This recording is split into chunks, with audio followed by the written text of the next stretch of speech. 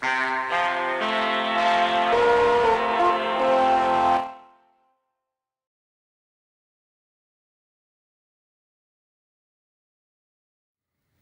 is your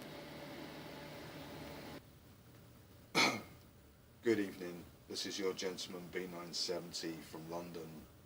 I hope everybody in YouTube land and Bass Chat and other places are having a great time. We're still going in the very beginning stages of the Pinocchio theory of funk, and we're trying to get as much in as we can, kind of thing, in those kind of areas. Now, what we're doing now is getting into looking at the bass in a more slowed down fashion, because, you know, people are saying, whoa, that's too fast, man, slow down. So we're going to look at this bass. This is my standard bass that I use, and again, when you're checking out a bass, you want to hear it acoustically first, guys. It's really important that you hear your bass, you know, before you put it in an amplifier. So the first thing you do is just listen to the sound. Make sure we're no longer on the amplifier here, guys.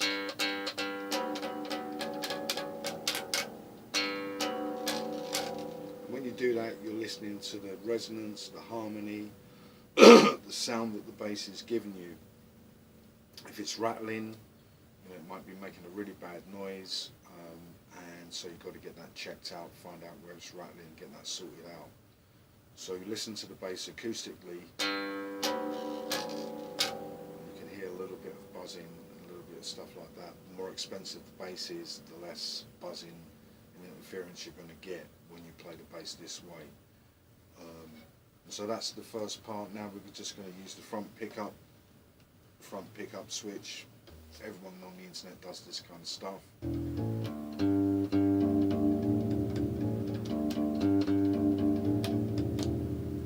So now we've got the front pickup going. That's right. Get on, get on.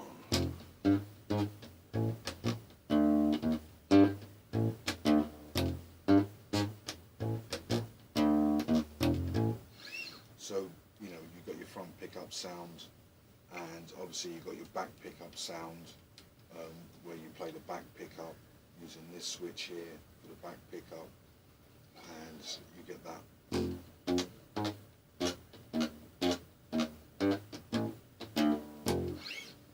The back pickup sound, if you play on the bridge.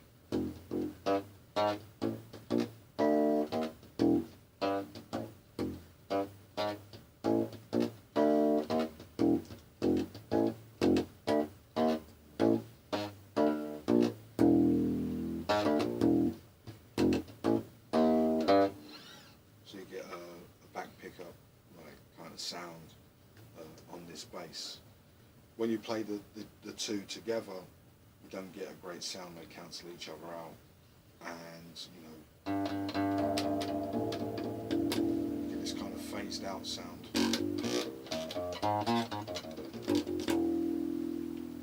Until one comes in, and then the other one, or the other one. When you add them both together, they kind of phase out.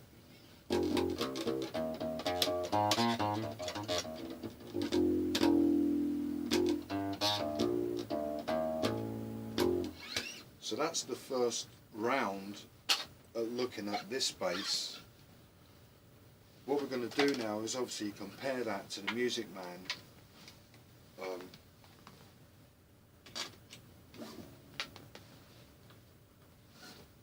And the Music Man has got brand new strings on it, so we can hear the sound of brand new strings straight away. So we've got a totally different sounding kind of bass with this one. The treble and the tone, there's a tone switch. It doesn't really do that much, guys.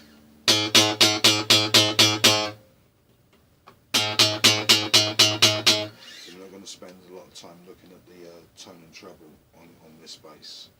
So as you can hear, when we play it acoustically, you get a really nice sound, less rattling and more smoother. and a lot more sustain. And now we've got new strings, you can hear that new string sound.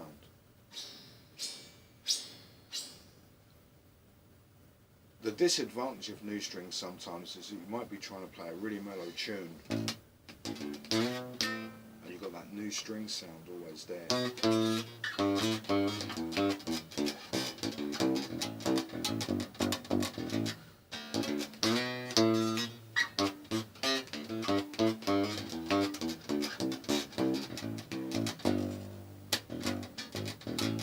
Some people say, well, why don't I use round wounds? Well, why don't you use a bass with old strings on it and you get a really good sound?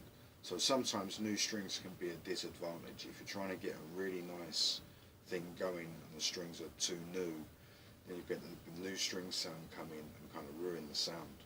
But sometimes new strings are fantastic, as you can kind of hear.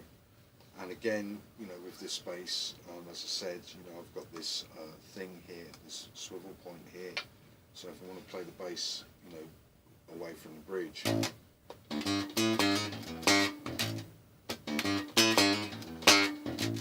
so now I can play the bass instead of, you know, most people that use Music Man basses play around near the bridge.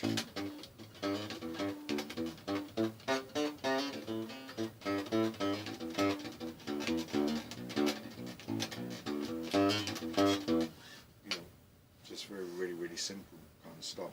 So that's the Music Man in its kind of setup. We can hear it in that kind of area. And now we're going to look at the encore bass. And again, we're just going to give it the basic acoustic sound. And this has got new strings on as well, and this has got a much deeper sound, more resonance than the Music Man. Much richer, more full, really fantastic sound that you can actually hear from this encore bass. You know, really great sound that you can hear. And again, we're not going to spend too much time with the volume and control. The volume control don't do that much. We just listen. So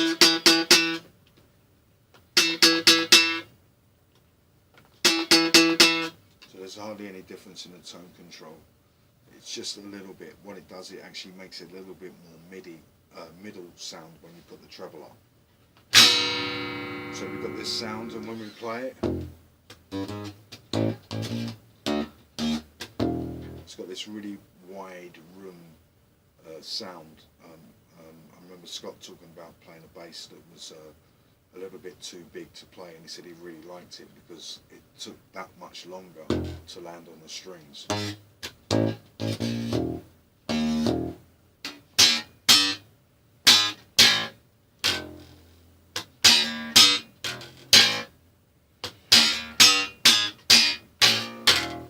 So you get this really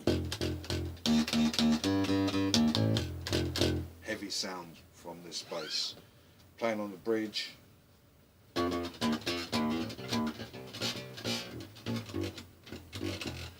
not really as good as playing on the bridge when you've got a pickup there, like the Music Man and the other P bass. So you don't get you get a kind of structured sound on the bridge here at the moment, but it's more around like playing rounds near where the actual pickups are, where you get the actual sound. So obviously when we've done this test, now what we need to do is really to do a slap test. So in this slap test that I've devised, what I'm going to do is make it really easy for the guys out. So obviously when we've done this test, now what we need to do is really to do a slap test. So in this slap test that I've devised, what I'm going to do is make it really easy for the guys out there to actually hear the comparison of the slap test, because I'm not going to use this hand to slap the bass. And the reason why is because you get a lot of teachers on the internet telling you to slap and then pluck and then use this hand. So we're going to get rid of this hand, not get rid of it, but we're not going to use this hand. We're just going to use the right hand just to get our slap sound and just see what that sounds like acoustically.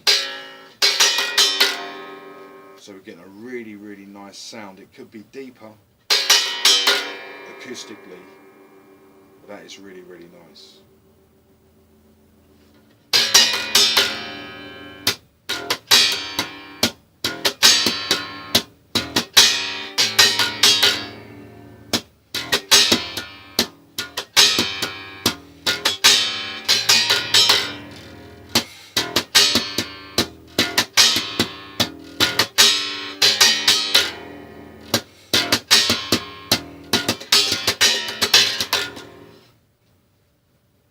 So what it is with this bass is you get a really, really nice slap kind of sound, a really nice harmony. But what it is that the E string, you know, if I had the money, I'd try and get that sorted out where it had a little bit more depth in the note of the E string when you actually slap the bass.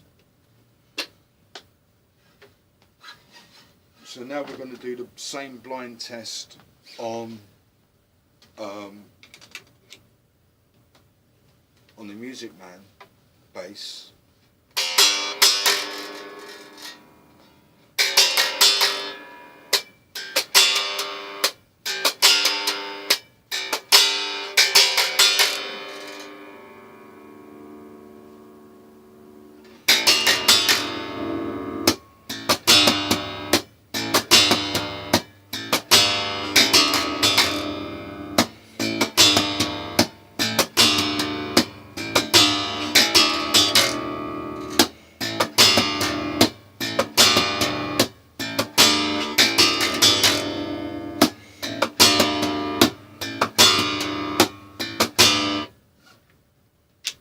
So you get that kind of sound out of that bass, and then finally we can go to the Axe P bass Discovered. We do it acoustically now.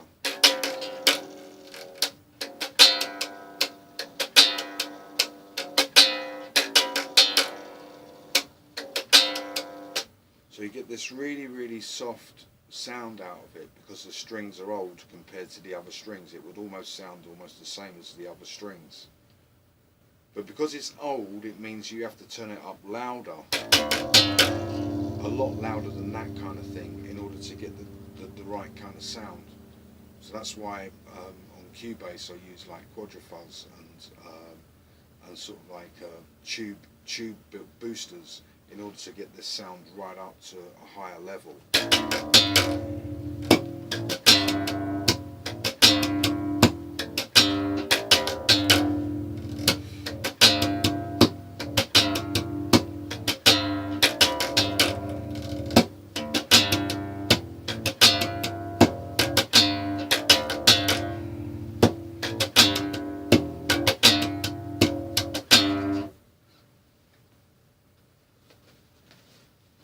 So we've had a listen to all of the basses there, guys. You know, I'm sure that should be enough for everybody there. And then we can move on to maybe beginner lessons and other kind of things, maybe a few movies and a few songs or something. And, you know, maybe even another remix on the hi-fi system or something. So thanks for watching that, guys, and I hope you found that interesting, and I'll see you on the other side. Thanks.